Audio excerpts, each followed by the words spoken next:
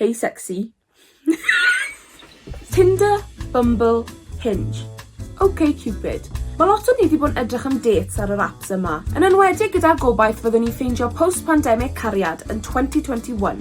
Ond, be sy'n debyg i fod yn ferch ar dating apps? Mae fe'n gallu fod yn breeding ground ar gyfer fuckboys.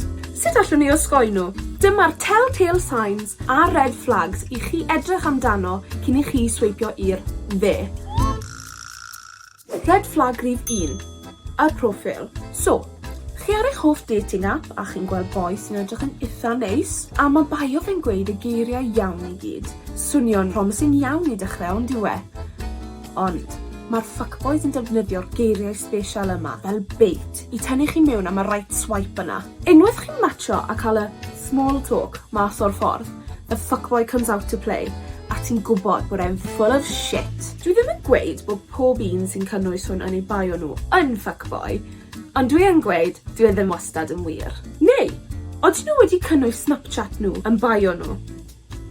Seriously? Ti'n 31 a ti dal yn defnyddio Snapchat?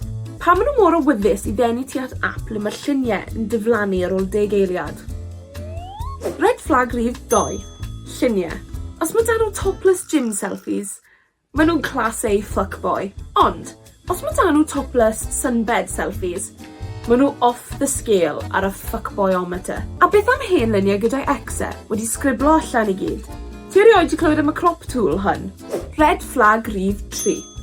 Y negeseuon awgrymog. Chi gyd yn gwybod be fi'n siarad am fan hyn? Ti moyn dod draw i TV, babe? Wel, na. Heb sôn am y ffaith allet ti fod y Ted Bundy nesa. Mae rhywbeth bach yn mynd mlaen yn y byd at the moment. Global pandemic. Sa'i eisiau dal corona o ti, na'r plethora o STDs sydd gyda ti. How are you single, babe? Achos bod fi wedi dewis bod? Pam wyt ti'n sengl, Dafydd? Achos bod ti mewn committed relationship gyda PlayStation ti? Falle achos bod ti ddim yn gwisgo'r un pants am trydiau. Heb sôn am y crusty socks na, boio. Hey sexy. Hey babe. Hiya gorgeous. Sorry. Enw fi yw Cerys, mae'n gweud am yna i'ch ben y chat. Neu, ti jyst yn copi a pasto yr un neges i bawb. Red flag rhif 4. Cyfryngau cymdeithasol. Y pethau chwilio am fan hyn, odi'r rhan fwyau o'i ffrindiau a bobl mae fe'n dilyn yn ferched? Neu, mae'n rhoi'r un comments ar lluniau merched eraill a mae fe'n rhoid ar lluniau chi. Red flag rhif 5. A virtual date. So falle bod ti wedi matcho da boi sydd wedi paso pob prawf hyd yn hyn, a ti wedi dewis eto am FaceTime date gyda fe, ac yn meddwl fod e'n good guy.